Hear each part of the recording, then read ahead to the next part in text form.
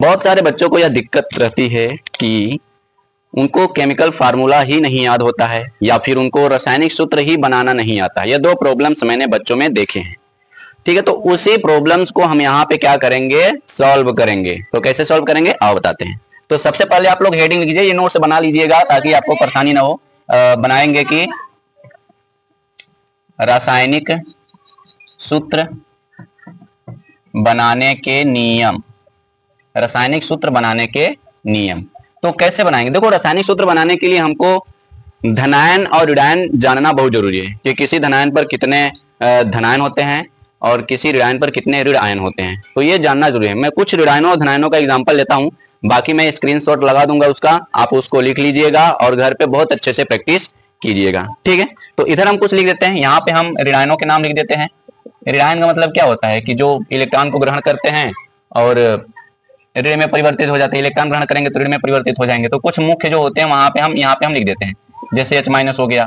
ठीक है, Cl-, जो सामान्य है उसको मैं लिख देता हूँ Br-, O-, S-, N-, ठीक है। और ये होते हैं हमारे कुछ CO3-, और इतना हम समझते हैं भी इसमें। तो इसको हम क्या बोलते हैं, इसको बोलते हैं हाइड्राइड आयन, हाइड्राइड आयन। इसको हम बोलते हैं क्लोराइड आयन। इसको बोलेंगे ब्रोमाइड आयन, ब्रोमाइड आयन। इसको बोलेंगे ऑक्साइड आयन, ऑक्साइड आयन।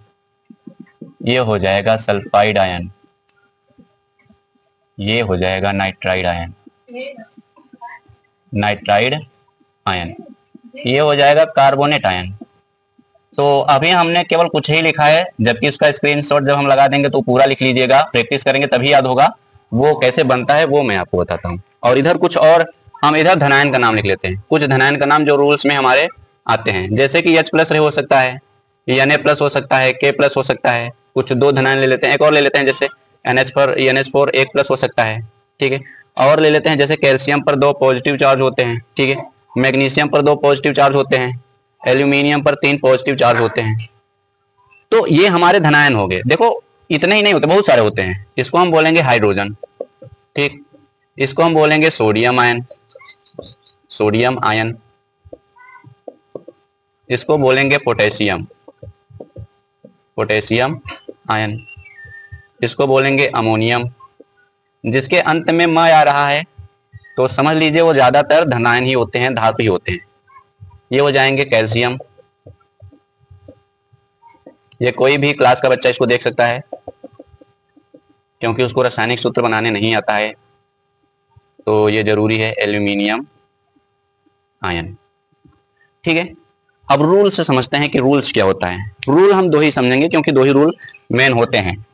ठीक है, पहला रूल, यदि दोनों आयनों, ठीक है, दोनों दोनों मतलब धनायनों तथा ऋणायनों, यदि दोनों धनायनों तथा ऋणायनों पर समान संख्या में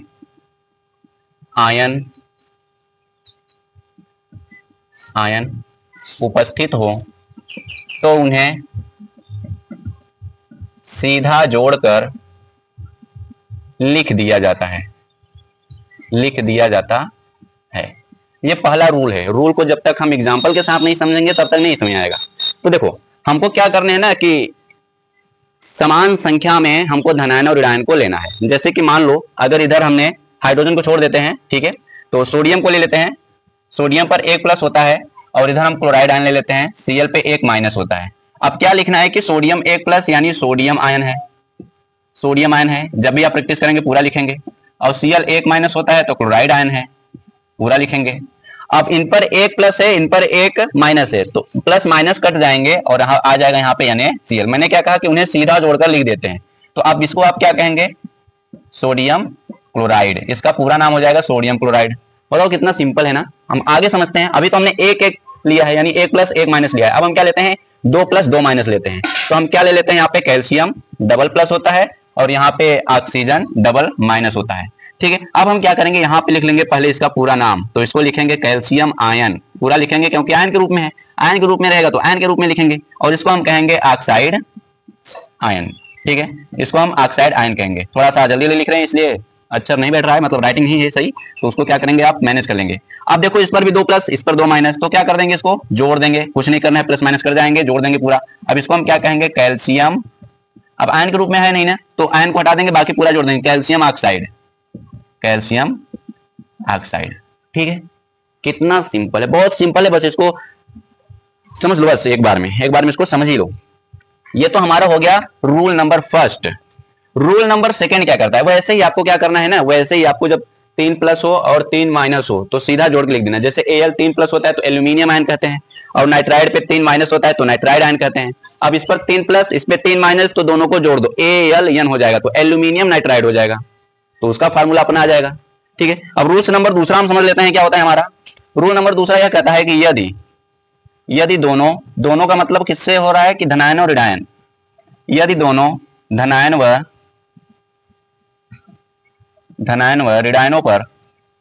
ऋणायनों पर समान संख्या में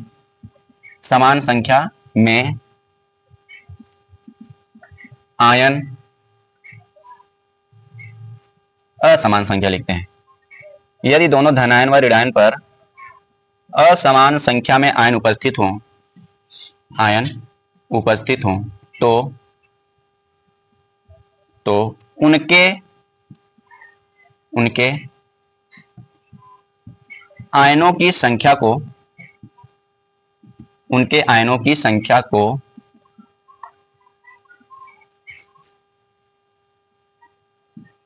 अदल बदल देते हैं। थोड़ा एग्जांपल के साथ समझते हैं ना, तभी तो समझ आएगा, बिना example, without example we can't understand. तो यहाँ पे क्या हो जाएगा हमारा, हम सोडियम ले लेते हैं, चलो सोडियम 1 प्लस होता है, कोई बात नहीं। यहाँ पे हम ऑक्सीजन 2 माइनस ले लेते हैं, तो ऑक्सीजन 2 माइनस। अब आप सोच के देखिए ना, आप इसमें, इसके पास 2 है, इसके पास 1 है, अब मेल नहीं बैठ रहा है क्योंकि दोनों पे बराबर नहीं है, असमान है। तो याद रखिए, इस पर कितने हैं, तो 2 हैं, इस पर कितने आयन हैं, 2 हैं, इस पर कितने आयन हैं, 1 हैं। अब दोनों की संख्या को बदल देंगे, इसको इधर लिख देंगे, इसको इधर लिख देंगे, तो जब इसको लिखेंगे तो हो जाएगा Na2, और यहाँ पे ऑक्सीजन आ जाएगा क्योंकि 2 इधर चला गया, इधर 1 नहीं लिखा जाता तो नहीं लिख सकते आप। अब इसका नाम क्या हो जाएगा, सोडियम, क्योंकि इसका नाम हम जानते हैं कि सोडियम होता है, और इसका नाम क्या होता है, ऑक्साइड, तो हो जाएगा इसका नाम सोडियम ऑक्साइड। समझ आ गया। अब हम क्या करते हैं, प्लस वाला बढ़ा देते हैं, माइनस वाला घटा देते हैं। जैसे कि हम प्लस वाला कितना लेते हैं, एल्यूमिनियम ले लेते हैं। ठीक है, एल्यूमिनियम पे 3 प्लस होते हैं, ये हम सभी को पता है, नहीं पता है तो यहाँ पे देख लेना, और जो मैं स्क्रीनशॉट दिया है उसको भी आपने समझ लेना उसमें। तो प्रैक्टिस आपको हर एक धनायन को हर एक ऋणायन के साथ अप्लाई करवाओ, उसका नाम लिखो। अगर ये प्रैक्टिस तुम अगर 4-5 बार भी करते हो तो सच में बता रहा हूँ पूरा याद हो जाएगा। ठीक है, तो कोई दिक्कत नहीं होगी इसमें, पूरा याद हो जाएगा। ठीक है, देखते हैं, एल्यूमिनियम हमने 3 प्लस ले लिया है, और यहाँ पे हम ले लेते हैं Cl1 माइनस ले लेते हैं। अब क्या करना है भाई, अब क्या करना है, कुछ नहीं करना है। इसका 2 3 है ना, यहाँ पे 3 लिख लीजिए, और इसका 1 है ना, तो यहाँ पे इसका 1 लिख लीजिए। अब 1 को इधर कीजिए, 3 को इधर कीजिए, बहुत सिंपल है। 1 इधर कीजिए तो 1 लिखा नहीं जाता, अब ऐसे रहने दीजिए, इसको Al हो जाएगा। ठीक है, 1 नहीं लिखा जाता, छोड़ दीजिए। Cl लिखिए, 3 तो लिखा जाएगा ना, तभी तो पता चलेगा Cl कितने हैं, 3 है, तो AlCl3। क्या पढ़ोगे, इसका नाम क्या है, एल्यूमिनियम है ना। ये देखो, Al क्या है, एल्यूमिनियम आयन है, और Cl क्या है, क्लोराइड आयन है। तो आयन जब थे आयन के रूप में तब हमने लिखा, जब आयन के रूप में नहीं है तो तब नहीं लिखेंगे, तब केवल आयन हटा देंगे और लिख देंगे एल्यूमिनियम क्लोराइड। बताओ समझ में आ रहा है नहीं, बोलो समझ में आ रही नहीं। और इसका एग्जांपल क्या है, अरे बहुत सिंपल एग्जांपल, बहुत मतलब आसानी से आप लगा सकते हैं। जैसे मान लीजिए हमने यहाँ पे पोटेशियम ले लिया, चलो पोटेशियम ले लेते हैं, K प्लस होता है। ठीक है, K प्लस होता है, A प्लस होता है, और यहाँ पे हमने क्या ले लिया, कार्बोनेट ले लिया, कार्बोनेट ले लेते हैं, 2 माइनस होता है। ठीक है, 2 माइनस होता है। अब समझिए, कार्बोनेट पे होते हैं 2, और मतलब 2 माइनस, और पोटेशियम पे होता है 1 प्लस, तो इसको यहाँ पे कर लीजिए, इसको यहाँ पे कर लीजिए, इसका तो यहाँ पे कर लीजिए, तो हो जाएगा K2, इसका 1 उधर कीजिए, 1 लिखा नहीं जाता, तो हो जाएगा K2CO3। क्या नाम है K का नाम है पोटेशियम। क्या है, कहाँ है पोटेशियम, यहाँ पे है, तो इसका नाम पोटेशियम है। और CO3 का नाम क्या है, कार्बोनेट, तो इसका नाम क्या हो जाएगा, पोटेशियम कार्बोनेट। बताओ, ये सूत्र बन गया। अब पोटेशियम कार्बोनेट ऐसे, सोडियम कार्बोनेट ऐसे, कैल्शियम कार्बोनेट ऐसे, मैग्नीशियम कार्बोनेट, हर प्रकार के कार्बोनेट उपस्थित होते हैं। ठीक है, तो वो सब चीजें होती हैं।